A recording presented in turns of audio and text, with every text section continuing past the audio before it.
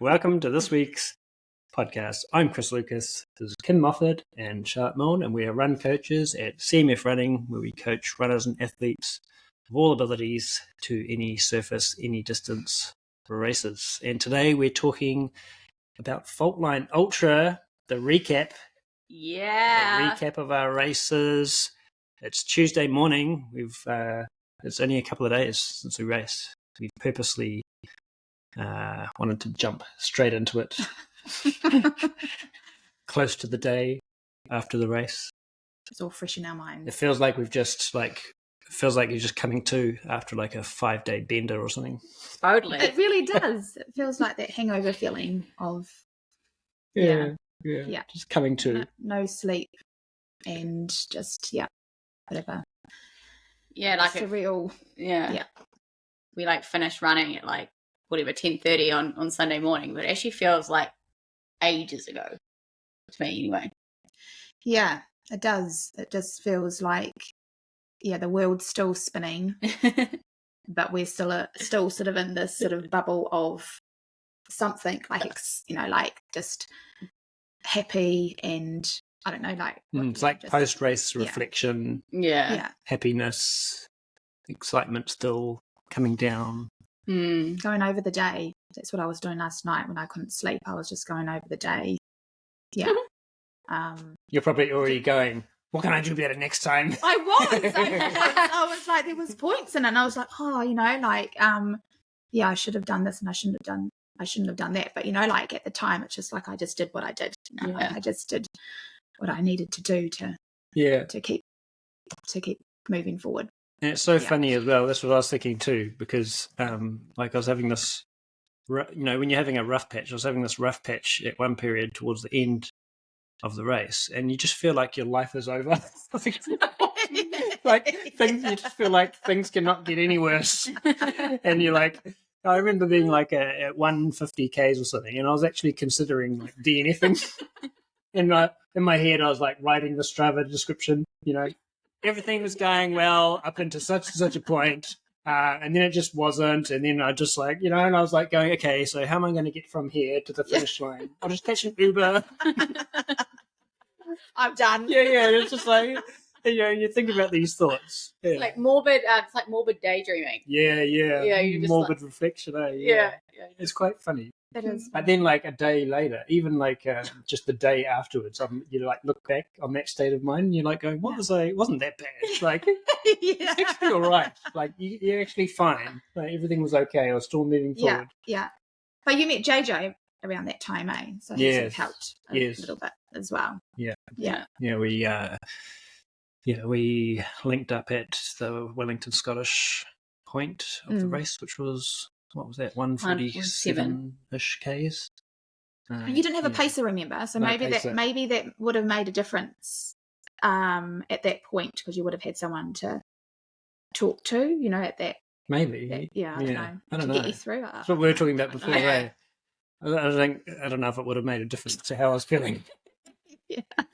Yeah. I don't think we've been a voice of reason, right? Your pacer is way fresher. Yeah. And be no, I think you'll get all fine. the compliments.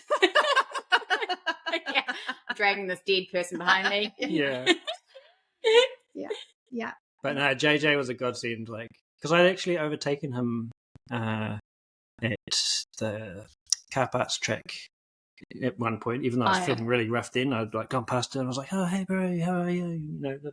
Exchanged a few words and then kept kind of trudging on, and then made it to the Wellington Scottish and was sitting there on the seat thinking about my life, drinking some broth, and then he came in.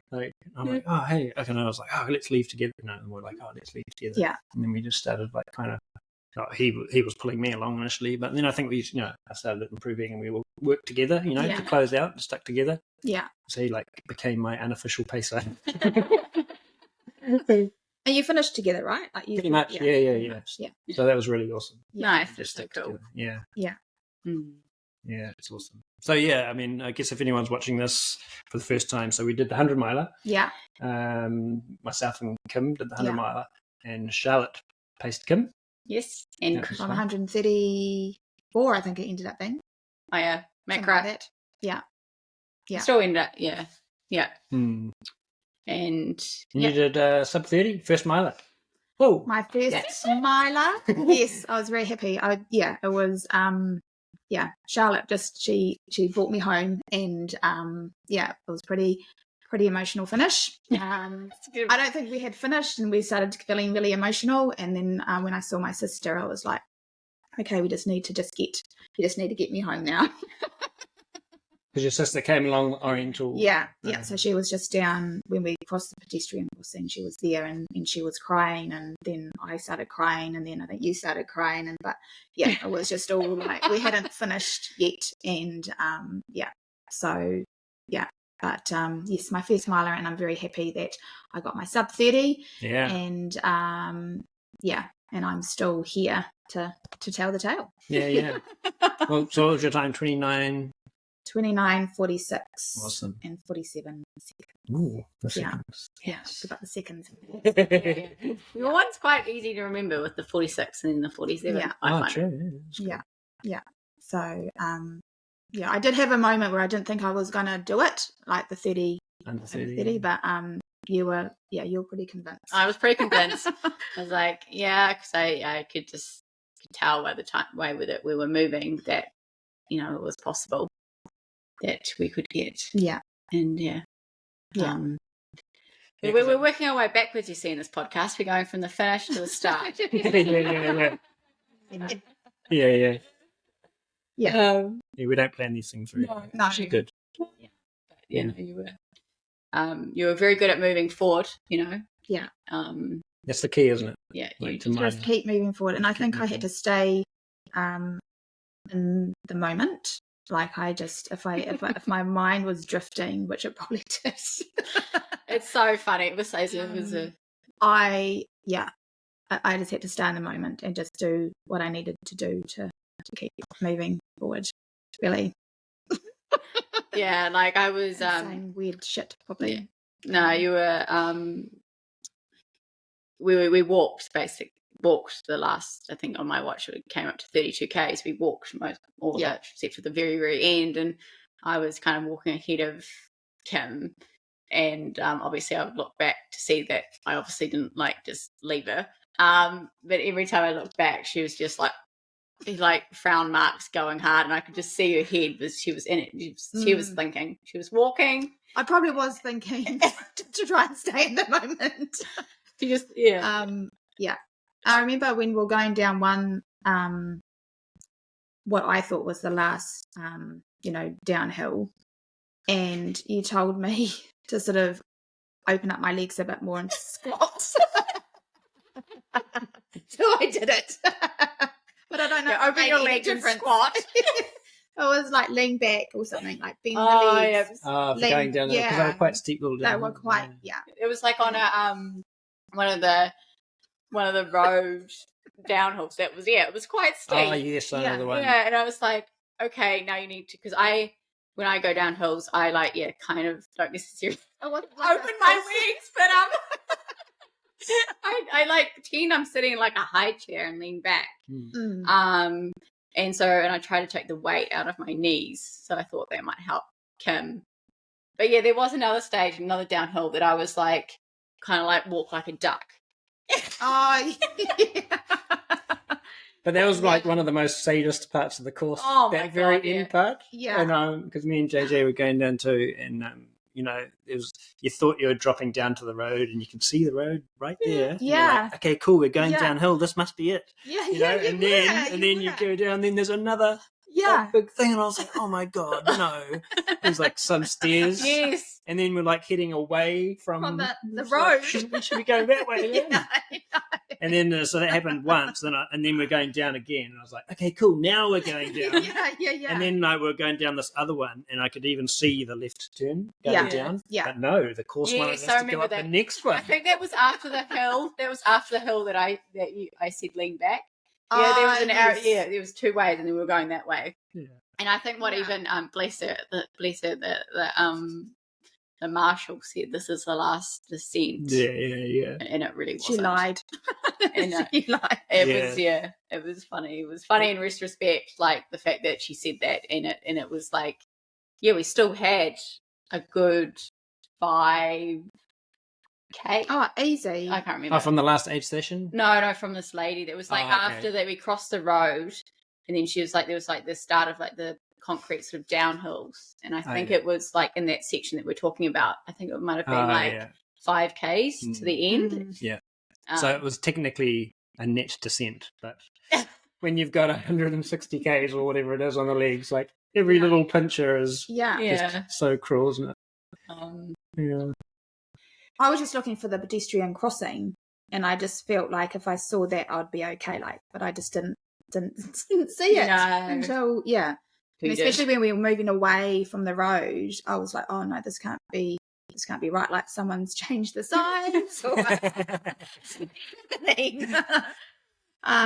yeah, but we got there, we got down, and it was a nice sort of flat finish, which was. Did you run the whole flat bit? I started to, and then we had a bit of a stop, and then right, like 1K from the end, I had a blister burst on me, but I just I just dug deep and and I just got something happening, and and then we dropped down. They had barriered it off, so we didn't have to go through all the crowd, and then we saw some more stairs, which you didn't see because you had finished way earlier. Yeah, the barriers weren't there. Yeah.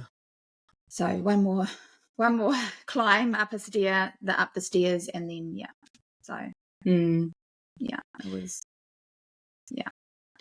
And Chris did a very good time, despite his like little breakdown at 150 Ks.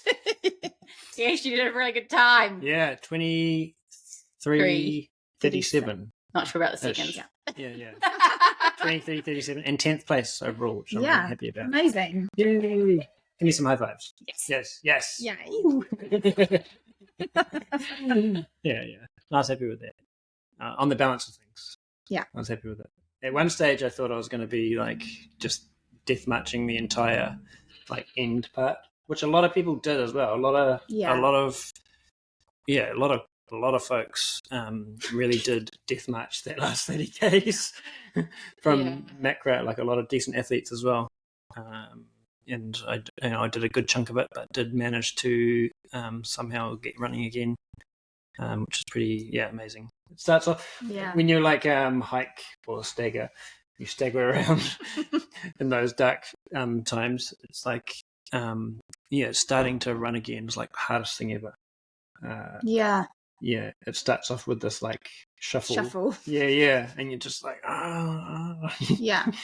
but then you do get running again. Like as long as you've had as long as you've managed to get some kind of fueling in, like somehow, like whether it's a bit of gel, find like a bit of gel helps at those moments, or a bit of Coke, Coca-Cola.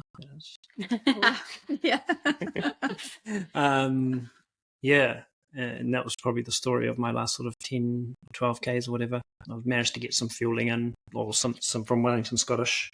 Got the broth in, and then a bit later got a Coke in, and then managed to get half a gel in or something over that period. And then from there it was like finished pretty well. Managed to run, and so it was good. Yeah, I had moments I don't think I should have just kept trying to run, but I did, but I just didn't break through that next phase. So the hiking was working for me. I was quite happy to just because as long as I was moving forward, I was good. And you guys were moving forward good, so because we checked some of the sections, and some of the sections you were quicker than me, like in that last bit, the bit where I was taking around questioning my life. So funny. And I think because you had done that in the dark, and I was doing that in the daytime. I think maybe that made a difference. You're getting that surge of energy in the. I think I was saying I was like, I'm really looking forward to it getting light. It makes such a 13 hours in the dark. I just wanted it to, and then you do get sort of like a surge of something. yeah, no, it was, yeah, you were kind of like, I'm gonna say, I reckon you were like averaging like 4, because you started off really well at a macro with your walking. You did like just over 5Ks in an hour. And I was like, oh, sweet, this is going really well. And then you sort of slowed a bit, but then you sort of steadied with like your walking pace. And yeah, just kind of like, yeah, it was, I think I was like doing some math in my head or something and could figure out that like if we sort of like held this pace that you were.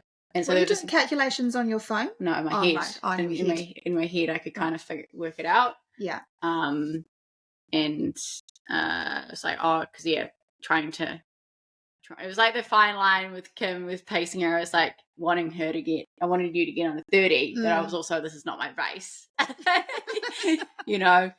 So like I have to accept like how you're feeling and like what it is to you. Yeah. And so like those times of like trying to get you to run was like me trying to get you under 30 hours. Yeah. I mean, you're just like, nah, not running. I think I just said, no, I'm just quite happy. Yeah. Yeah.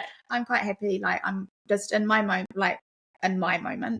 maybe with thoughts, but yeah, I was just in my moment and I was quite happy just because I knew that I was moving quite well. Like, yeah, you were like slowing down. I felt like I wasn't like power walking, but I was like, or maybe I was, I don't know. But I was just quite comfortable. Yeah. So you guys are doing like 4 or 5Ks now, kind of thing, walking. Yeah, I think it was just that's under pretty 5, good going. Like under 5. That's pretty good going with the hills and that, eh? Yeah. Like and aid stations along the way and whatever. Like that's And I think the other thing for me was that I had 162. You were so funny. Happening on my watch. So I was like, like I knew that it was going to be over because at Macra, I think the hub was like meant to be 130, but it ended up being 134. Yeah, I was about and that then too. I was like, okay, so does that mean that the next one was going to be less or more? Like I was, and I just, I was a bit fixated on the switch. Then, I don't think I really let go of that until I don't know when, but I was like, I think how much more? Because you said like, I don't know, but I felt like you did know. You were telling Are you withholding information? Yeah. You were like, said it like, I don't know. And I was like, oh, she fucking does. You do know. Withholding information. So I thought you had like been contacting each other. Oh, we were colluding as well. I was thinking, well, how much did you get on your watch at the end? And then I could try and work out, okay, if it's 162, then add on another 4 or 5. So well, that is right. I was convinced that you knew. I was preparing for like 165 even from before the start gun. Like I knew just from training that we had, remember? Like, and then I think that's true. From about 100 to 100 and that, what was the other one? 115 Ks. It was an aid station. I knew that I was saying to myself then at that point in the race that it's going to be around 167 on my watch. Like what I was clocking that day. Yeah. And I ended up clocking 166.5 or something. Yeah. I reckon, well, because I think what I was thinking was that because the macro aid station, the distance like changed so much that I don't know if it's right or anything, that the time, the distance that people would get would vary hugely. But then, and partly because of the nature of that trail as well, being like loops and stuff. And then I thought that might balance out. Yeah, but the rest of it's kind of like there is some zigzagging, I must say, but just like I don't know, I just thought that because it was out in the open, out of that section where they had found it quite hard to nail the Ks, that it would be like fairly accurate. And so like when you started really fixating on the Ks around the 150K one, and I kind of knew on the website it said close to 162, and I was like, obviously like 12Ks to go, and then I just kind of like knew that we had 12Ks to go. And I also had figured out like that. Yeah, to be honest, like at that stage, I had gained a K, something like just over. Like I was on 21Ks. It was just like things like that I kind of like had thought about quite a bit, and then was trying to push you and try to stop you from like fixating on the Ks, because it doesn't really matter what the Ks are, right? It's the time on the race. Like you all have the same routes, and so it is what it is with the Ks, you know. And forget about the numbers. Yeah. It's hard to though, eh? Like, I've caught myself like even from around the 100k mark of the race, I was like, looking at my numbers and trying to forecast my time, and because my sort of A scenario would have been like something closer to 22 and a half or something like that. That's what I was kind of looking at, so I was like looking at it took me longer to get to the skyline than a bit longer, but that was like 105 or 6 I watched too. Yeah, that was about same. So then that was like playing with my head as well, because I was thinking to myself, oh yeah, that's going to be 100 and around 13 hours, but it was like, I don't know, 13 and a half or whatever it was. But then I had forgotten as well, then I'd realised like before Skyline, I was like, oh no, it's actually 100 Ks here now, and I was like 12:45 or something. And then I was like, oh, okay, yeah, that's not so bad. Okay, we're back on track. This was like pep talk myself. But you did though. You're having those, like having those moments, but then sort of bringing yourself back and going, it's okay. And that's the challenge. Okay. That's part of the beautiful challenge, really, isn't it? About, I think, especially the mileage distance that sort of comes into it. It's the mental challenge as well of it. Yeah. The moving target of like your goals, and like you having to adapt on the day so much, because so much happens on a miler that it wasn't part of the plan or wasn't in your plan. Like my nutrition, for example, was like totally different. It was like out the window, like compared to what I'd done in training. Yeah. Or what you had planned. Yeah, and what I normally do in races. Like, it was just a weird thing. And that's all right. Like I still managed to get the calories in. Yeah. It was just not what the normal. You'd not my norm. Yeah. My parents were a pretty integral part of like Chris's race and Kim's as well.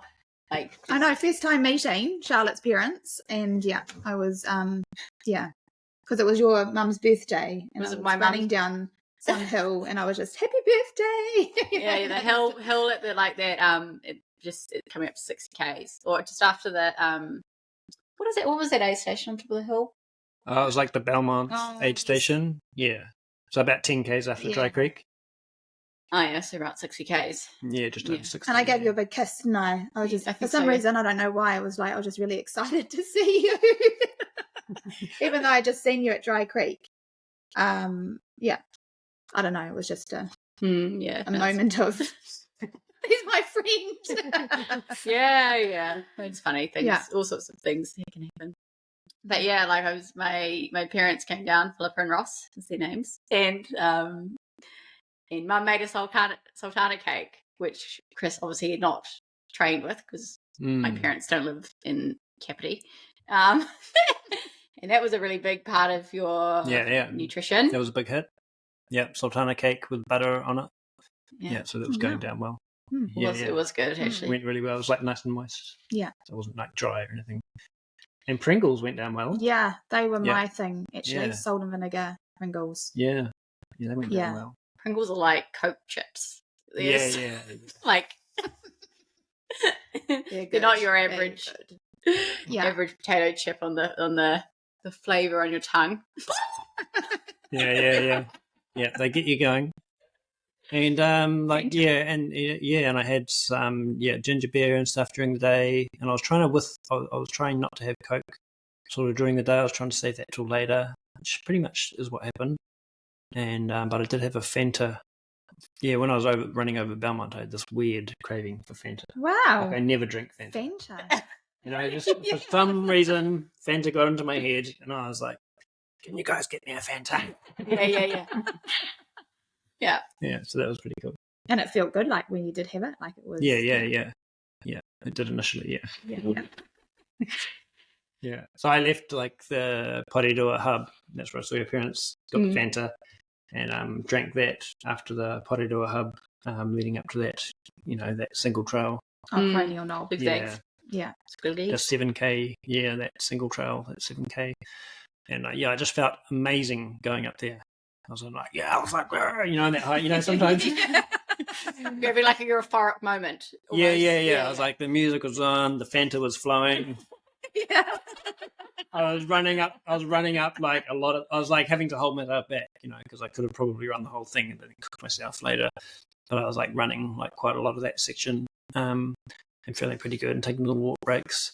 But then like, I didn't. That was sweet. Yeah.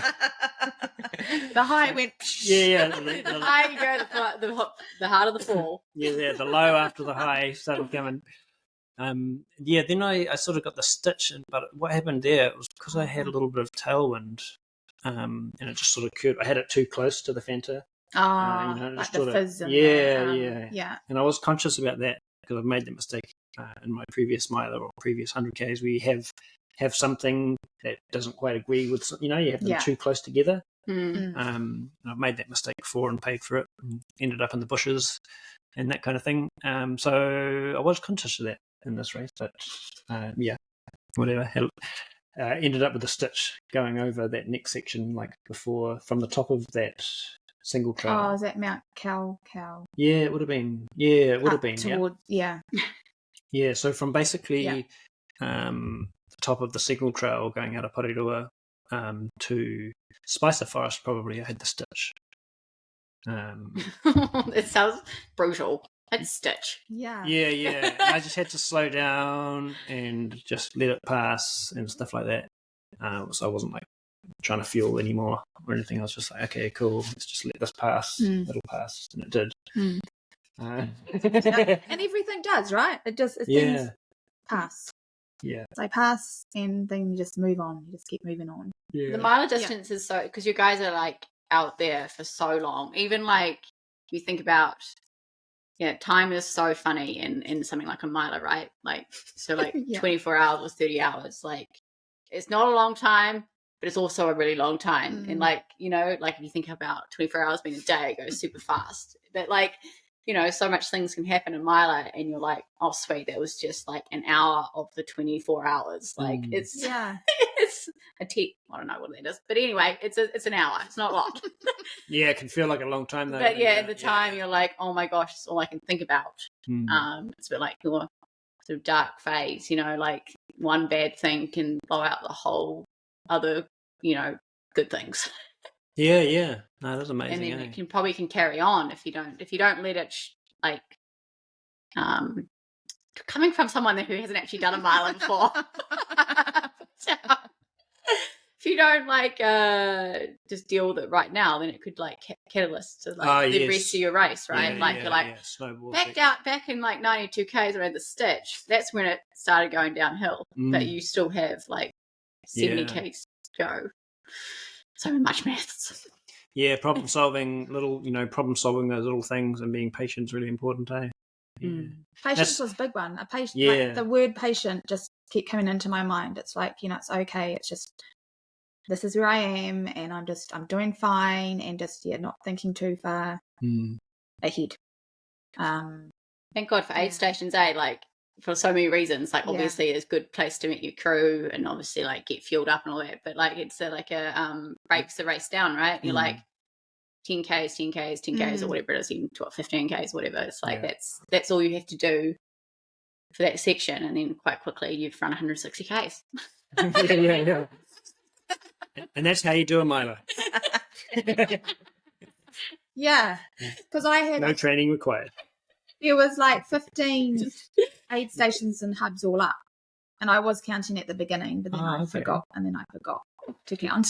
Like, I just went down. So many numbers were going in your head. There was K's, aid stations, K's, aid stations. So that's the big work on for you for this delay. Like, I just let the numbers take some of that out of it. Yeah. That was another thing I was trying to get you to do, was stop thinking about it, because I was like, that's energy that you're wasting. Yeah. Thinking about working it out. Like, let me do that and just stop thinking about it. And just like, I think I gave you something to say in your head. Like, you did. I had to do the serenity prayer. Nice. I was going in my head. Are you doing it? Yes, I'm doing it. Yeah. I'm doing it. It wasn't the reason I was asking you if you were doing it, because there wasn't much serenity going on in your face still. there was this, like, I was telling Chris, there was this really funny moment. And I think it was like when we were 444 Ks and you were walking, and I was just like, looked at your knees, and I was like, your legs had done so much, it's done so much steps, and your knees were just like, just like walking with your hands like just sort of flopping down by your side. Yes. When you were just like walking like a child that didn't want to go on a walk. You were one of, when I dropped down, I don't know where we dropped down, but one of the marshals looked at me funny too. Oh, and, yes. And then you held my hand crossing the road. No, I wanted you to eat, because I was kind of like, there was so many things that you just didn't look like the Kim now. You looked vacant. and that was before Mount Vic. So that was at the, I don't know, aid station, what would that been? 156. It was one. No, it can't have been 156. The one before that, 150ish, wasn't it? Must have been. No, it wasn't 152ish or something. Oh, I can't remember, but yeah, it was just funny. There was a few really close together there, wasn't there, at the end? Yeah.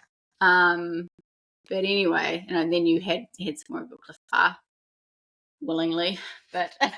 And then I took some lollies at the aid station. I took 2. I was probably only meant to take 1. But that's okay. That's another story. That lady was quite funny at the last aid station as well. It's because well, she told you a different time. Yeah. Because in my thing, I was like, cool, 7Ks to go. Then you had numbers going on in your head. Yeah. And then I was like, oh shit, this thing. I was like, how long till the finish? And she goes, 10Ks. I'm like, no, it's not. According to my calculation, can't be. Yeah. So funny. Yeah. But it's just so funny, like all those little conversations and all those little moments that happen along the Milo journey, Yeah. And along your race. It's just you sort of go into like a completely different other world. You really do. You just sort of go into this, I don't know. Yeah. You just forget that there's the rest of the world out there, right? And you're just like, all I have to do right now in my life is just get from here to here. Yeah. And like, it's pretty beautiful in its simplicity, isn't it? Yeah, the only people that are in my life are my crew people and the people that are running around me and these trees. Yeah. It's like there's no other world out there. There's no other type of people that are into anything else. Like Yeah. And all the supporters and volunteers, they're all just here to make us happy. Yeah, there's actually only 75 people plus the crew people in the world. Like, Oh my goodness. But at the start, so the week leading up to the race was slow, right? Oh, yes. It was so slow, and we felt like it went really slow. Even as the crew person, pacer, it was going slow and weird.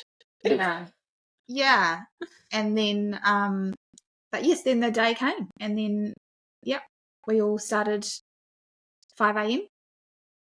And it was that was the only bit I hadn't run. I hadn't run the how did you find that bit? That's what I was like those climbs, steep, long, that second climb. I mean, that first one's right because we had done that, but also it wasn't too, that 7Ks. Wharedoa Farm, I think it was 7Ks and 300 meters, I think. Up Campbell Road. I mean, that was cool. But that second climb, pretty epic, eh? Yeah, I felt like it was just never gonna. Yeah, and then the downhill though after it. Yes. Well, the steep down. Yeah, that was hard surface. Yeah. A couple of river crossings. They weren't too bad. Yeah, they were actually quite refreshing. Yeah, I felt And then there was another climb after that river. Yeah, another climb, and then the descent down into Totra. Yeah. I was feeling quite with it then. It was good. I had and then the other thing that happened for me is that I had I had predicted times for my crew, and I was running along the Hutt River, and I rang them to say I'm running along the Hutt River, and I hadn't left home. And so I was like, well, you need to get in the car. Yeah. You probably didn't say it like that, eh? But they were there, and it was all fine. I think my predicted times were sort of like 1 hour. I was sort of like 1 hour ahead of that was okay. They were there and they were great. How long had they got there before you got there, do you know? Like I would say like 20 minutes. Yeah. Okay. That's cutting it pretty fine. Because I got there. It's got there and I was like kind of looking around for Sean. Yeah. Because you came in like 17 minutes behind Chris. Right. At the 36k mark. Yeah. And then I kind of just presumed that you would be like somewhat around that. Yeah. Yeah, and I think you were like half an hour after Chris. Yeah. In the next section. So I was just thought that Sean would be there. I'm like the type of person, and I noticed this from like pack crewing Chris last time. I like get so anxious and like adrenaline like pumping a crewer. Like I have crewing is intense though. Crewing is. Sean seemed very calm, I must say, but I'm like I want to be there like 5 hours before they get there, basically. And if I'm not there, I'm thinking about when I should be there. Yeah. Like it's something that I kind of want to like work on. Because like I had some moments a bit later in the day, like past like at macro when Chris was going macro, so 130 Ks, like I was out for dinner with my parents and and Chris was like, I was like, Chris is going to be there at 9:30 and it's like 8 o'clock, but he actually didn't get there until like closer to 11. Quarter to 11, yeah. And so I got there like really early and my parents like, I was like at dinner, I was like, I've got to go. I like, because I'm tired by this stage and my like, I can't, it's just like tired and I'm like irrational. But then when I got there, I was fine. I had some naps and stuff. But and you were there like 2 hours early. Because I remember getting a message from you and you're like, I'm here now. And I'm like, shit. Okay. I'm like, okay, I'm going to be at least 2 hours. Because I had only just passed the one before that. 1:15-ish. Aid station. Yeah. It's just like, I was tired, because I kind of knew that by this time point as well that you were doing like 2 hours, 15 Ks kind of thing. But, oh well, it was fine. And you were there quite early for me too. Oh, well, that was partly your fault.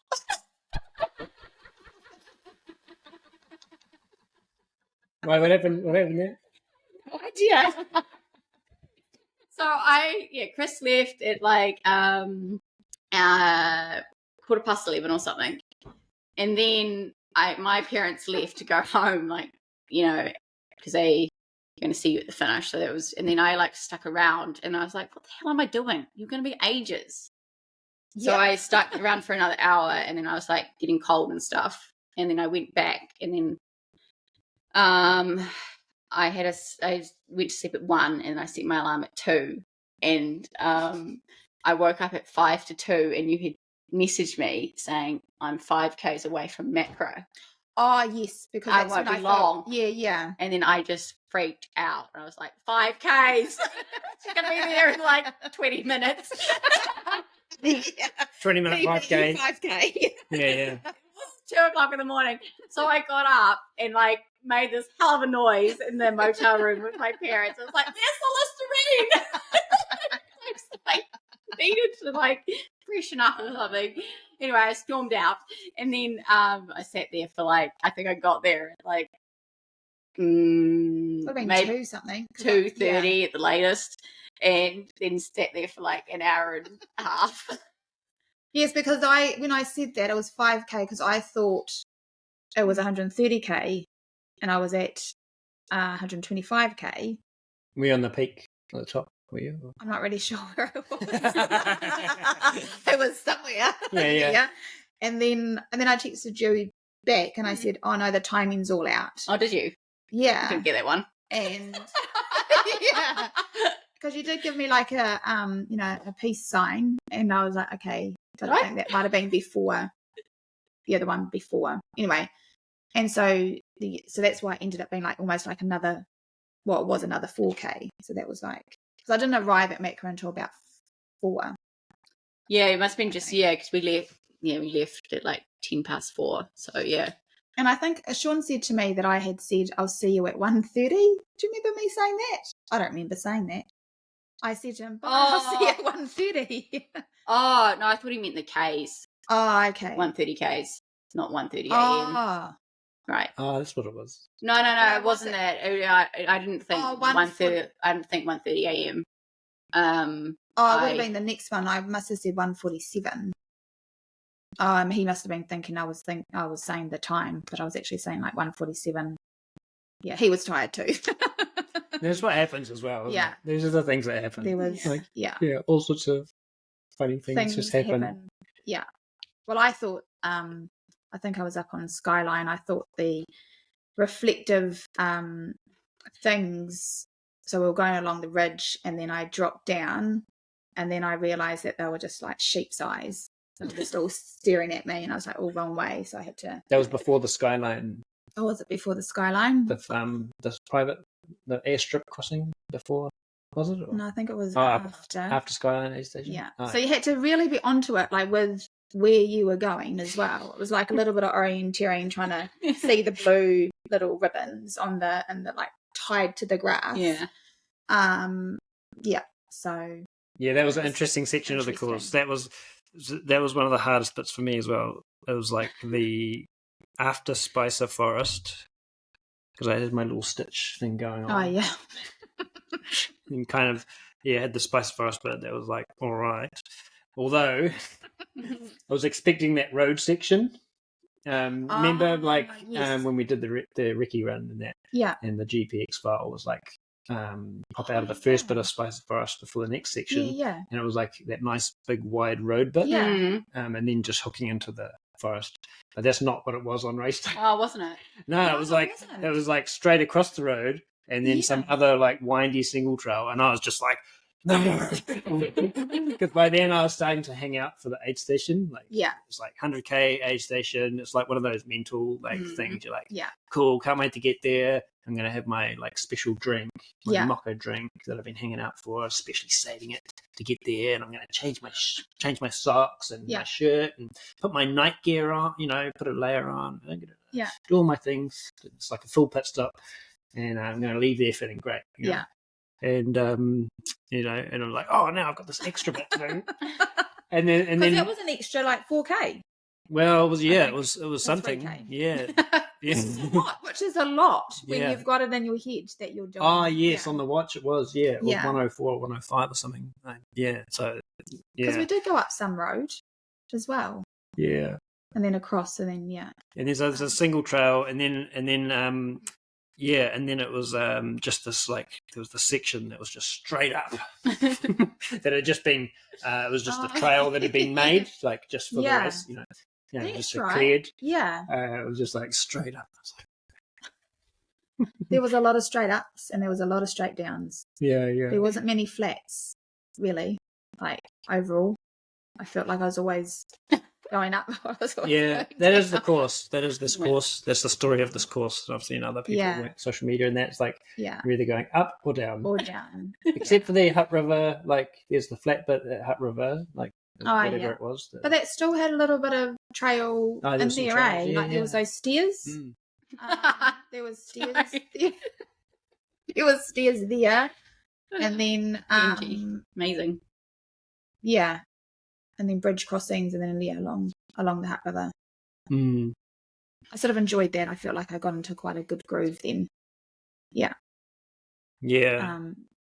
was flattish bits, and the other bits going through Porirua, Cannons Creek and stuff, road, pretty runnable, fast. Net downhill. That was all pretty quick. But aside from those two sections, the rest of the entire course, all down. And the very, very start, I guess, was flat. The first 2 to 3 Ks before Whareroa. At the end, it was flat. And then at the end, K and a half. The first 2 or 3 Ks of a miler was flat, so. So fresh. And it was a fast start. I got caught up in that, and I wasn't really expecting that. But then people were saying, because there was teams. So people... the teams were boosting off, had, that first person who was doing the first part of... he was so fast. And I think that's and everyone just sort of They pull the individuals along. yeah. He got Yeah. to the 36k mark. The winner, the first guy through the 36k mark, who was in a team. I think he got there like 45 minutes before the next person, Wow. which is a lot Yeah. of time. He was going so fast. But obviously, he was only running 36k. Yeah, you'd hope so. Intensity. Boosting it. That was 36k intensity. Yeah. Yeah, and then but yeah. But a lot of road in the course too, eh? Like a lot of hard surfaces, a lot of hard trail. Yeah. Like those hard, like downhill, rocky things, and then a lot of road sections too. Yeah. Which and more stairs in that last 30k's than we thought. Like from that run we did. Yeah. A lot of stairs, there was ups and downs, a lot of road bits. Yeah. Yeah. And even the mountain bike trails were like pretty gnarly. Yeah. I was telling you that from the macro run. Yeah. The night run. I was telling you that the mountain bike trails were brutal. Yeah, they were. They were. That's what I was thinking too when I was going. I was like, oh, this is more rockier than I remember it Yeah. being from our night run. And you sort of had to have Those little jump down bits, like yeah, rocky you did. and a little. I was like, oh, I don't remember that. You had to. I was like thinking, like especially along. I think I was in Macra. I was somewhere. Like it would be quite easy just to like slip off. The track. Oh yeah. And go down. Yeah. Like, there were some little drop. They were quite narrow. Yeah. And I was like, wow, like you could just fall asleep and just. Yeah, the car parts track down. was a bit like that, eh? Yeah. Yeah. But I had many moments by myself. Oh my god. Like there was, I had moments when I was with people, like real people. Not just the imaginary ones. Not just the sheep or the reflectors. So yeah, that was, it's pretty powerful when you're by yourself and like in the middle of the night and just and you had to, like I was saying before, like concentrate on finding those blue ribbons and not getting disorientated or whatever. And I was always sort of looking behind to see, like if there was like if I saw light, I was okay.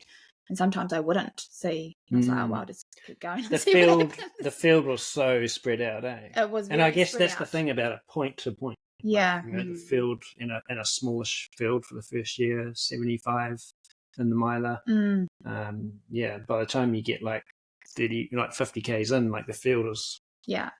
And then, so then I had actually thought prior to the race, I was like, oh yeah, we're going to see heaps of 100k's. Like, I had that. We're going to catch the 100k's. Yeah. But then they had a 10k bit that they didn't do of our course, like right at the beginning of their race. Yeah. And so they essentially got like further ahead. They started earlier, got ahead, but then they got a 10k jump. Yeah. Also, and so I don't think I was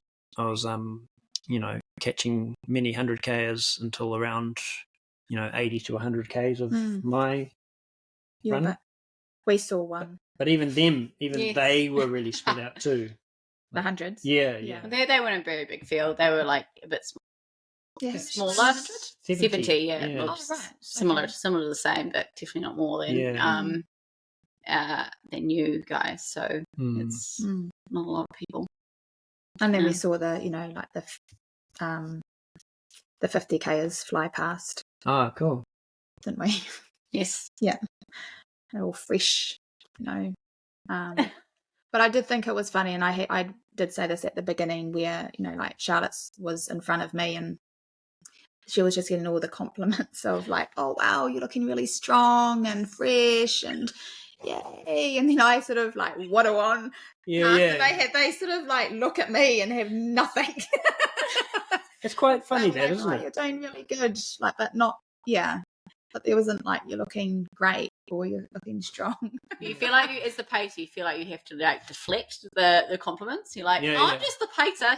She's actually like 150k's deep. I've just been walking for 20k's, whatever it is. And you just feel like you have to deflect and justify. Yeah. Yeah. It was funny. I thought it was quite funny. There was lots of funny moments. Oh, so many. But very grateful that you were able to keep me moving forward. And yeah, I mean, I really how was it without a pacer? Did you regret that decision, or did you think, okay? No, I actually was mentally prepared to not have a pacer. Yeah, I had the advantage of having Formula One crew, I think. So yeah, instead of I didn't have a pacer, but I did have crew help. Which made a massive difference. So I had crew at 36. 50. Oh, you were there at 36 even for a quick. What did I do there? I think you gave me a top and it was just a quick thing there. But yeah. I mean, the main ones were that sort of 50k, 100k, and 130 were the main ones.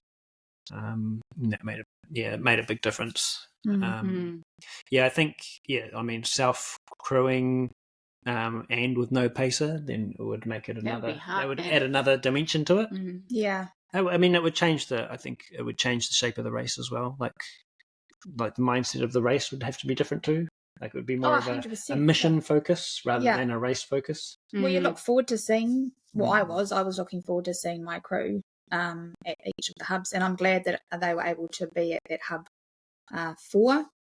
But we found out at Red Joe that they could be there anyway. It was just spectators that they didn't really want to encourage to go up to that Skyline one.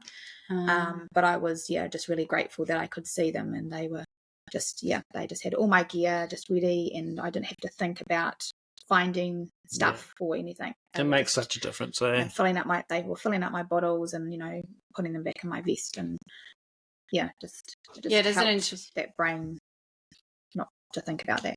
Yeah, it's interesting. You could say, sitting there at the aid station, and you see the people that obviously have crew and stuff, and you see the people that don't, and they begrudgingly grab their bags and they sit down in the chair and they're like, far out, I have to open this bag and think about what I need. And you can just tell by their whole persona, it's just they're not there's a lot more cognitive effort required something about it to do all that stuff. I when I came into the 100, when I came into the Skyline, I was in pretty average condition.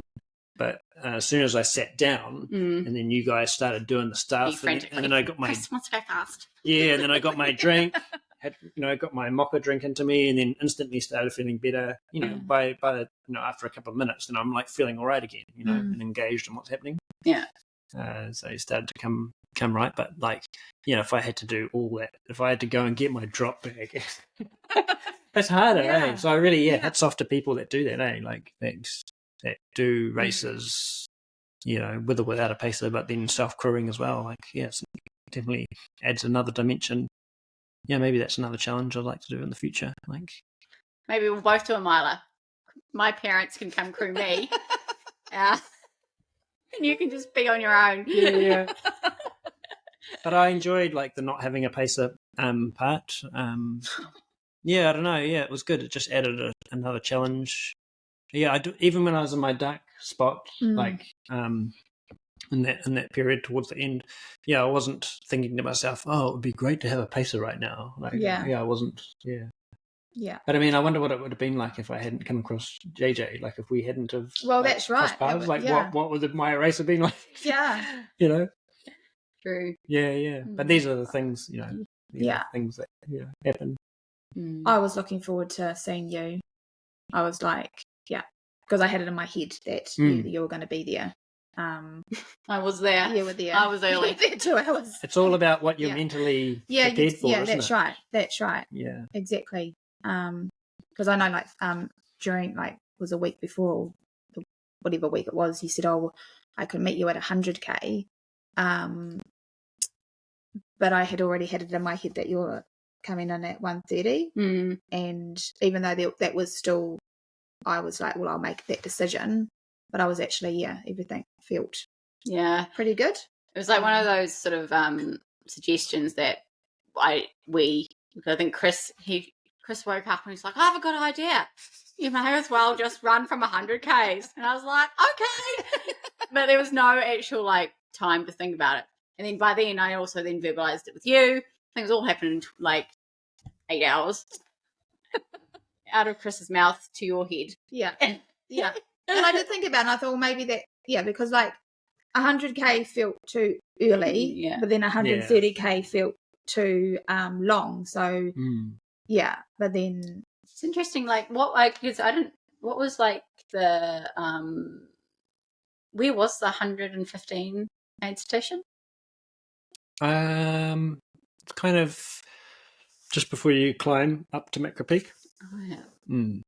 Yeah, because yes, like that little road section. Yeah. Yeah. But I think it couldn't. That was like suburban, like it's like a residential street, so it couldn't be a major.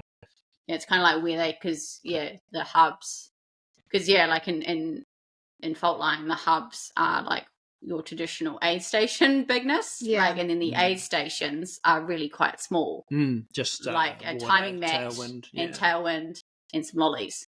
Is from what I observed in the last 30 Ks, and it's like its purpose is the timing mat almost, But I quite like that setup, eh? Yeah, no, the hub and aid station thing. I reckon it was cool. Yeah, because I guess what will happen is as the event matures and years, and as the years progress, then the hubs will become like more vibe. Oh, totally. As community groups come back to volunteer again and again at the same they'll just end up with their own sort of flavour. Yeah, totally.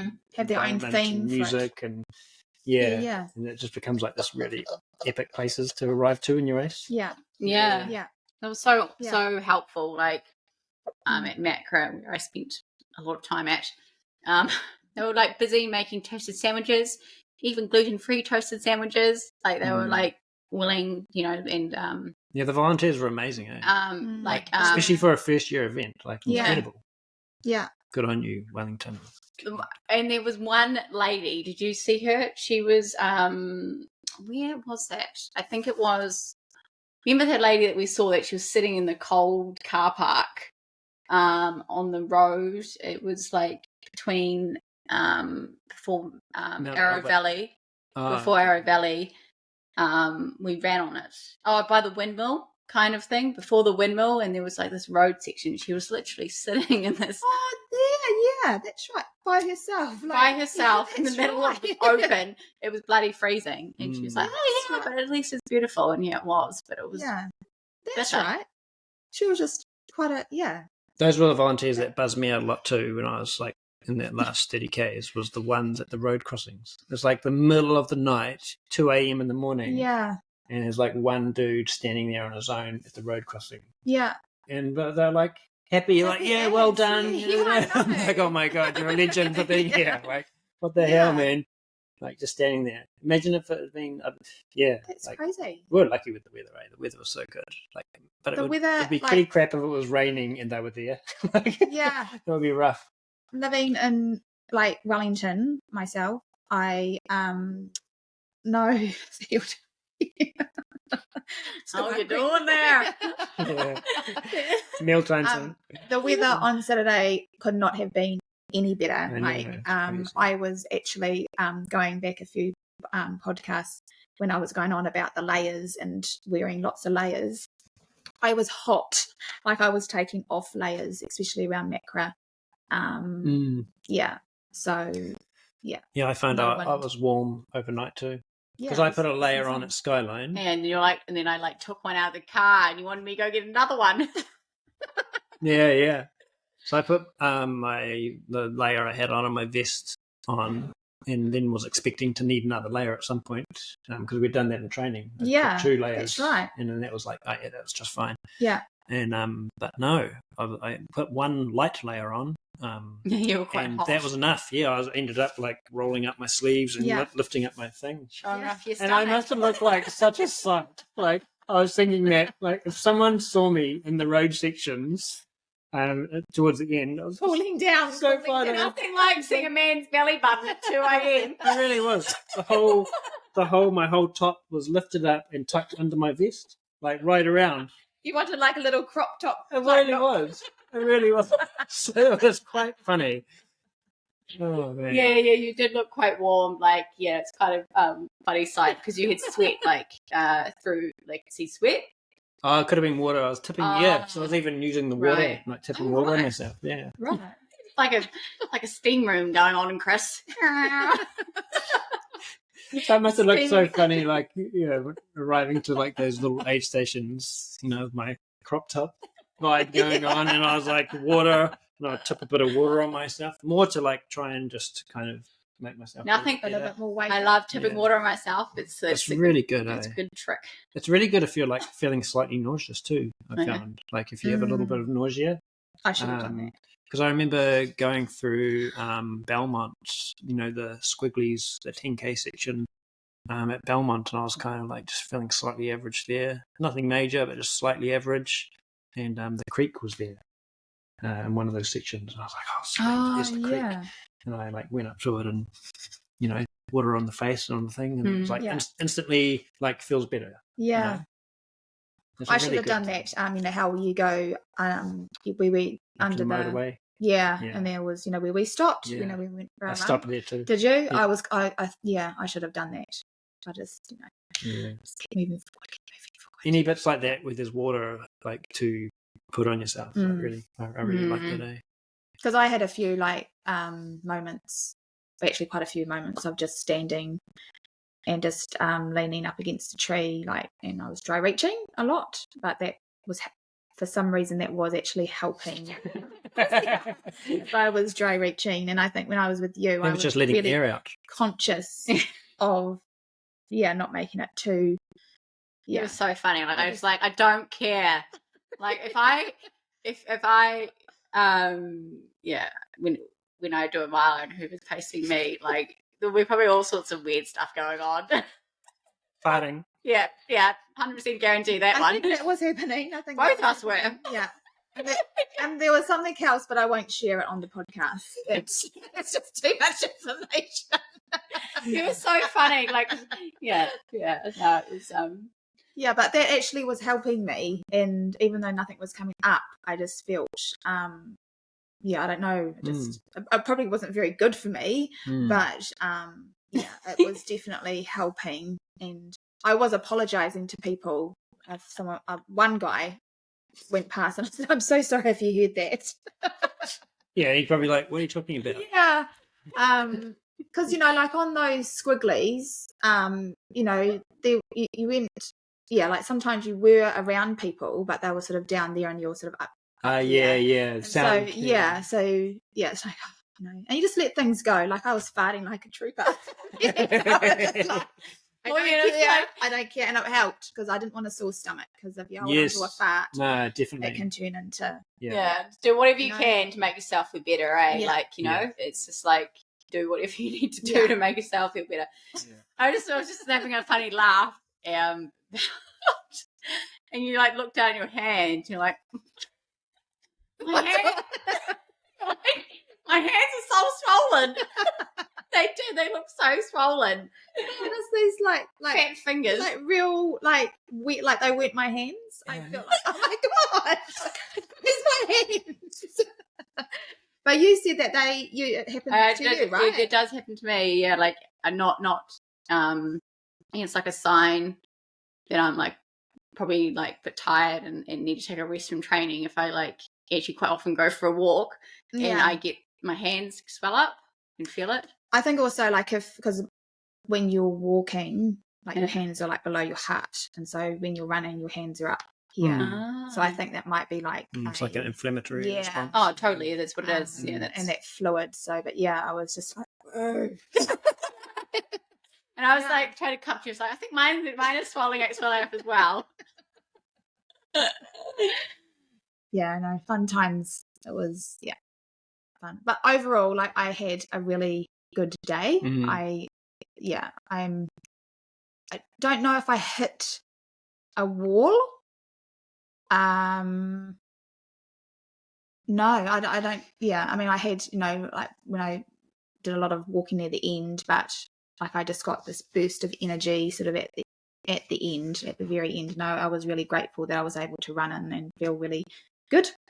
It's like I don't know, like obviously people that do like under 20 hours or around 20 hours, like they're obviously running more, but a lot of people like are sort of running the first 80 to 100 Ks a lot, and then the progression is slowing down to a walk, and then it's the differences between obviously the times at aid stations and how much time you're just contemplating life on the trail and standing still.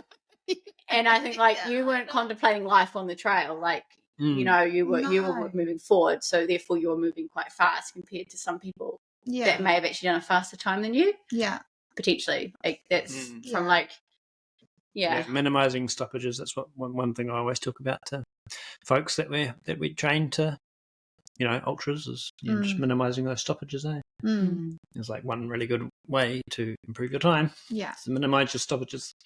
But I think also, like for me, having done all that strength work over the last probably 2 months, like, you know, I think that really helped me physically and probably mentally as well. Yeah, same. Yeah, like I was feeling real strong. Yeah, it's interesting because I've had another client, she's Sue Byers, who I've strength trained, and she did the miler at not last year. Yeah. Not this year, but last year. Yeah, not this year, but last year. Yeah. And she said that the same thing about the strength training, that it got her through. Yeah. I think it slows down the rate of fatigue, right? And you just like can walk. Yeah. Just gives you that extra little bit. Yeah. Yeah. It's all about those extra little bits, isn't it, really? Like putting all the pieces together. Yeah. All those little bits together. Physical training, the mental training, all your race day logistics, all that detail, your fielding, like you sort of, it's like this mismatch of stuff that you just have to like sort of put together. And it's like a puzzle. It is, It's a real puzzle. And I think the other thing for me is that normally I get like nervous, like I get a nervous tummy and stuff, but for some reason I just felt really calm going into race day. Like even on the Friday, there was maybe a little bit of nerves when I went to registration, but you know, like I just felt, even on Friday night, I just felt really calm, like I had a job to do and I was going to do it, and I was just so mentally prepared and felt physically ready, thanks to you guys, that, you know, like I was just like, I had done the work and now it was just time to shine and put it all out there. So cool, eh? Yeah, so that was pretty cool. Sometimes when the goal is so big too, you just, it's like, you know what I mean? Like it's so big that I'm not even going to worry about it. Like, you know what I mean? Because it's not worth it. And you often get that mindset. I think I had that kind of mindset going into the first mile too. It's just like this big. It's the unknown as well. Yeah. I think for me, it was like, you know, I had done like TUM last year. 100K. So that was 100K. So after that, for me, it was a real unknown. But I embraced that and I was ready for it. Like I wasn't afraid of, And I think, mentally I felt like I was good. Mine was a bit different. Like I had my 2 weeks leading into race day, I did not sleep that great. Like I think was a daylight saving thing probably. Yeah, and then I just compounded. And so I think I only had like 4 nights of good sleep in that 2 week period before race day, which is not good. Yeah. So like, because daylight savings was 2 weekends before, and it just seems to knock me around. So the first week of it was just like, we were like waking up. We're going to sleep at our normal time, right? Oh, yes. 9:30, 10 p.m. You know, going to sleep, and then we were waking up at like 5 a.m. or something. Eh? Yeah. And so, you know, it's just like you're losing that 1 to 2 hours sleep per night, and then it just kind of, and then I got into this like this whole. Yeah, Chris was quite weird at the race week. Yeah, I just kind of got overtired, you know, like you do. Like if you get run down, I got overtired, and And that just puts stress compound. on you. And then you can't sleep because you can't sleep because you're stressed that you're not sleeping. You're not sleeping, and then you get fixated on things. Chris was fixated on where we're going to park the car in Wellington, and I was just like, I don't know, it'll be fine.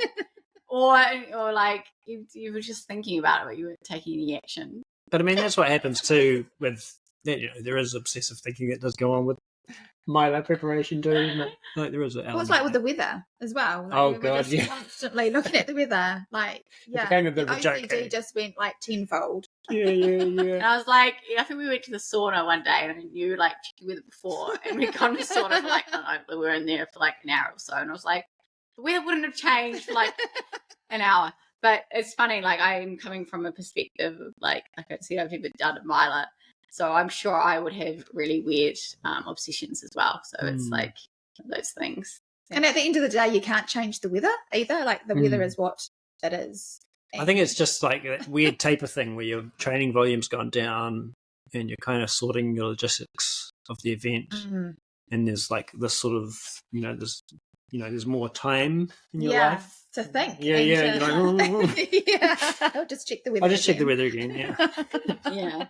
But yeah, it's fun, and then I can imagine like that you're so thinking about the race so much. So like when your training's high, you're thinking about the race, but you're like filled with that high training and then recovering from that day's training. But then when the tapering starts, your volume's low, but you can't actually think about other stuff, like, because your training kind of goes down to what it might normally be. Anyway, and you're free to think about other stuff, right? You're not thinking about, oh my God, I haven't done enough training today. So it's so you're still fixated on like the race, but you don't have the day's fatigue to keep you like distracted, or something. Like you've got energy to burn. Yeah, it's funny. But that week could not have gone any slower. Oh, like, yeah. Seriously. Yeah, I was waking up thinking it was like Thursday, but it was only Wednesday. It was just like, oh, come on. Yeah, I wonder if because we did our last sort of run.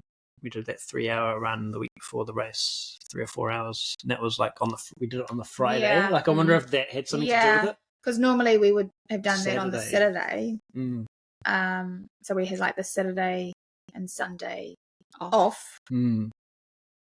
Yeah, so maybe I wonder if that was it. Yeah, it's quite funny, eh? Yeah, but it did happen, and Saturday came.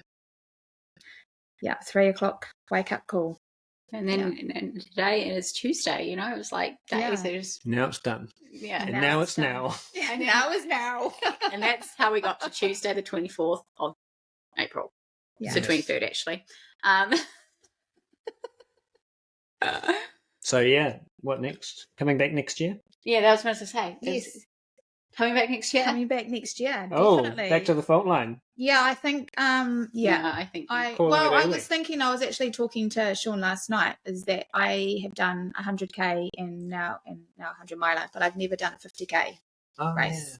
So... Oh, would you go back to them? I thought you would go back into the miler. Well, I'm still thinking... Fair enough. It's only been 3 days past it. Yeah. No, you have to. Scottish. It was a word for baiting. Like it's. You have to tell us now what you're going to do next year. Now. So that was on my mind, and then but maybe I will do the miler again. Just because I think the course was epic, and you just got a little bit of everything and so much more. And I think Faultline would definitely take off. I think this is just I really hope it does. Taste of what's to come, really. And hopefully, because I had the people that I was talking to, they had come up from the South Island. So actually, most of the people that I spoke to were from the South Island. So I think cool. Yeah, next year. It's really awesome because like the course is like runnable and fast, but it's super challenging. Like 5,000 meters. Like you can't get away showing up underprepared for that course. It'll just beat you up. It will destroy you. Yeah, the hardness of the trail, right, will beat you up. Oh my goodness. And the downhill. More than the fact that it's 5,000 meters of nice soft terrain. Yeah, definitely. Yeah. So it's achievable. Like that's the cool thing about I think this course and this event, or the miler. Like it's achievable, but it will challenge you. It's something that you won't want to rock up to underprepared. You definitely want to be having specific like lead into it. And that was the beauty of what we did and how we, like we were going out and we're doing chunks of the course. And but, obviously people who aren't from Wellington can't do that. So, getting those hills in. Yeah. Well, there's steepness. Because I remember that first training run that we did from Belmont to Tawa, and I was like, shit, my legs are like cooked. But actually by the time, because I pretty much, even though I was pacing Kim, pretty much training for the miler, but by the time that, it came to the end, or even like after that run, I think I got a lot of training, you covered a lot. Adaptations from it. My legs like adapted, and I think my legs have gotten way musclier. Been here in 2 months. They've got the full on, That's what I've noticed about Wellington runners. All got big calves. Yes, this was a funny little joke. Wellington runners have strong legs. I was saying kudos to you, Wellington runners. Very fine legs. Yes. That's what I was saying to Kim. I had nice legs. I was saying Kim had nice legs, but I was also saying when the 50Ks were passing us, there were quite a lot of like young guys. And I was like, just look at their legs as they run past us. Yeah. Distract you. That'll be motivating. He's like, what did you say? You said something like, if I was 20 years younger or something. No, you said that, but you're like, I also might just fall off the trail. Whatever it takes to get you to that finish line. They were impressive. That's right. The leagues that were running past us. They were very... Yeah. Must have been Wellington locals. Yeah, especially one guy, who's like, he had that, that upside down heart thing on your calves. Yeah. And it was just like legs were like doing that every time. This is his legs. Yes, it's just a bit of fun. So I think one question that a lot of people are going to want to know is, what is the Faultline course like compared to Tarawera? I think that's what a lot of people are going to want to know, isn't it? Because it's like got the same. It's like North Island event. It's point to point. It's got 100K. It's got a miler. Like people are going to want to know. Yeah. So what's your kind of like? Because you've done the 100K at Tarawera. Oh, you did. But I did kind of loops. Yeah. I think. Well, you can probably answer this because you did the original. The original 100K. Oh yeah. Miler, didn't you? Yes. I've done the original 100K course and the original miler course and the 50K. Comparing that with like the 100 miler at TUM and then the 100 miler at Yeah. Nah, and that's what I was talking to another coach friend of ours, Stefan, Go Run Guys, and we were just, because he did the miler too on the weekend, and we were kind of swapping notes on what we thought. He's done them both too, and so we're kind of like saying, it's not as fast as the Tarawera miler course, but it is still fast.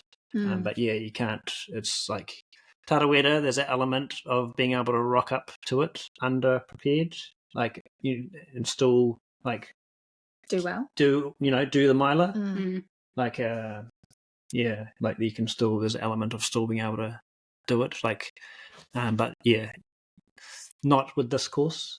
It's kind of like if it's your first miler, you'd probably like really want to come down and do some running here, like opposed to like the first time miler at TUM, you can kind of get away with running in wherever you're from. Potentially, maybe be a theory. I'm not sure about that one. It's hard to Just as well, I suppose the key is getting the hills in. If you were getting the hills in, just getting the specific, just doing the training is the key thing. Like I didn't think TUM, even I don't know what the 100K like elevation is, but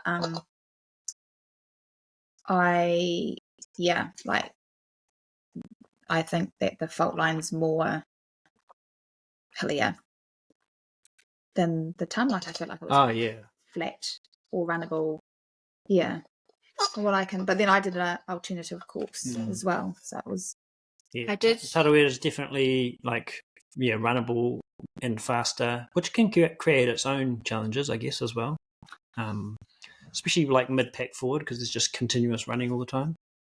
I think softer underfoot, But some routey, there are some Yes. slightly technical sections in Tarawera too, like routey sort of sections, which we didn't sort of have in this course. That's what Ben Goldsmith he did he did Tom Miler this year, and then came and did Faultline Miler, and he took like 3 hours off his time at Faultline. Yeah. But he said, what's making the difference is that there's not like tree roots and stuff. Yeah. Right. So I suppose when he's a good. We should ask him again. Yes, it was halfway through the race. Not even. It was like 60 k's throughout the race. 60 k's in the race. He's like, yeah, this is easy. Yeah. Obviously, did go better considering the time improvements, but yeah, it is. Because that's what I was finding difficult. Because I was thinking, because my miler at Tarawera was 4 years ago, and then obviously I've advanced as an athlete since then. And my time at Faultline was faster than my Tarawera time, even though the k's were slightly shorter. Yeah. So it's like, it's harder to sort of piece it together. Well, this is the thing about trail running, right? Like, it actually, at the end of the day, you can't really compare too much of two different courses, because, like, there are some similarities, but at the end of the day, it's still different. So, that's the cool thing about it, eh? It's not like obviously like a marathon, a road marathon, it's pretty much all the same. Yeah. Like, it's just predictable road. Whereas like trail is always hard bits, and there's pros and cons, right? Always easy bits, easy hard bits. About it. And every individual has like aspects of their own running that they're good at. So yeah, like I felt like that this course was like quite good for me, like with the downhills and stuff. It was like quite, because I quite prefer like that course to like the continuous running course, like the Tarawera sort of course. Yeah, because that's quite hard, continuously running. That's not my strength. Yeah. I'm not a fast, flat runner sort of thing. So I quite like the breaks of the ups and the downs. See, boy is pretty good at the whole power hiking. So. And then don't mind the downs. That's what you're good at as well. Because I was like, when I was pacing you, I was like, oh, coming up is steep, but you're really good at this. Yeah. And you actually were. You were like, that's where you kind of caught up to me a bit as I was pacing. On the uphills. On the uphills and steep uphills. Yeah. But on the undulating stuff, not so much. But yeah. Yeah, because you beat your 100Ks that you did in Faultline. Oh, Faultline. Was faster than your 100K that you did at Tarawera. By like an hour and something, eh? Yeah, like so you beat your 100K time in your miler. Yeah, and then I also did my fastest 50K. So I got 3. Having a great time. I was just like, knocking out the PBs. How about your fastest K? No, on the downs. Yeah, and that's something I really would like to work on as well, like my downs. I think, I'm very strong going up and along the flats, but my downs. You just need to lean back and open your legs. I need to lean back and open my legs. Squat. Oh my gosh, we're getting to that time in the podcast when it just starts getting really waffly. Yeah, But what's next for you? What's next? What's like? What? I'm 3 days out. No idea. Post. I probably. I mean, right now, I probably will end up coming back to Faultline next year for another miler. I probably will. I probably will. We could do it. No, and then no. And then next year, I'm not doing next year. I'm not quite ready to do a miler. Actually, it was funny. Like crewing, Chris, I finished, and I was like, oh yeah, I'm actually not quite ready to do this yet. Well, for someone like myself, who I'm really competitive, like with myself and stuff. Like I want to be in like the best shape that I could get in, like not just physically but mentally and stuff. Because I think, like mature wise, you like a miler. There is a bit of maturity in doing a miler. Yeah. Just like leading into it, doing it, and then post it as well. Like there's like how you recover and stuff like that. And I just think that's like I'm not quite there mentally, mature wise actually. But maybe a year down the track I will be. But 2026. Yes. So I was saying to Chris, I was like, you have next year to do another long thing, because then it's my turn. yeah, it's too hard if we both did a miler. Like that would just be to be a bit intense in our personal life. Yeah, it's just availability for clients that we coach and stuff too. It's like balance, between supporting the event and supporting athletes and supporting ourselves as well. Eh? Yeah. But I'm not put off by the mile. It's your distance, I reckon. 2 days post. I'm like, thinking what about can I do to get better? It is, and it's like, one of the things for me is definitely getting stronger. Definitely getting stronger. Physically as well, and just there's just lots of things that are going through my head. But I'm definitely not afraid of that 100 miles. Not that I was before. But I will definitely do it again. For sure. So well, that's exciting. But before that, I don't know what before that. No big, because you're doing some exteriors up in Auckland, so we'll be around here for another few weeks, and then we're heading back up to Hibiscus Coast do your, in Auckland for the winter period. Rotorua, Ariwa half marathon. Maybe, yeah. That sounds like. That sounds really hard right now. Beaten up on the road. You probably won't run much until then, and then go do a 1:30 odd half marathon. Yeah. When's that? It's in June. It's just the same day as Hanoa Exterior. First weekend of June, Orewa half marathon. We have a CMF discount code for that too. Yeah. But I don't know what else apart from that. Exteriors. You're doing some exteriors. But I don't know what else over winter. Yeah. Fair enough. Just recover from this first. Yeah. It's like that's really important. And I'm no saint on the recovery. It's one of the hardest aspects I find about running is the recovery side of it. But it is important to, recover from races. So that, some people obviously seem to be able to get away with like continuing on with like big stuff after big stuff after big stuff, which is really cool. But some people can't. and like allowing us time to, I think even mentally, like, give yourself a break from structured training and just going back to running is important because important for your mental health really actually as well. Balance as well. No, I agree. It's good to go through like a process. Like I'm still processing. Things as well. Totally. And just respecting your body and what it's just done. Yeah, we and can't. Your mind and what it's just done. 100%. We can't just keep going all the time. Next thing. There's always a cost to pay somewhere. I think for that kind of. We see it we do see it. In what we do, and obviously, there's always a cost to pay somewhere along the line. Yeah. Could be 2 years, 5 years, 7 years down the track, but there generally is. Everyone's kind of got that line, right? Of like the tip. Everyone's different in how they recover and how fast they recover, and you just have to just go with your flow of how you. Yeah, and you can kind of just tell, like, well, maybe it's just me being like ultra sensitive to things, but like if I like go for a run or something and I get back from it and I feel like inflamed, basically, I'm like, that probably wasn't a good idea. Or I ran too far. Like sometimes you can, you can go for a run for a certain amount of distance and it's fine. But if you just push it that extra 15 minutes even, you kind of like tapping into the danger zone. Yeah, which is something that I can do sometimes. But it's just. Got to let that energy bucket fill up again, eh? Yeah, well, you've just asked. Always take from the well. You have to top it up. Cool. I think that's about us, eh? Yeah, we're done. I think so. Yeah. Can't have another sleep now. Time for a nana nap. I'm going to go to work. Yeah. I'm going to go do some gardening, actually. Charlotte's going to go and do some gardening. So that's very nice. And so hope you enjoyed that. If you want help with your running, just reach out to us. We're easy to find. We'll put the links in the description of this podcast or video if you're finding it on YouTube. If you want to join our Run Club membership, it's our annual membership. We'll put the link for that in below too. It'd be great to have you join our community. Definitely. Until next time, we'll catch you in the next one. Excellent.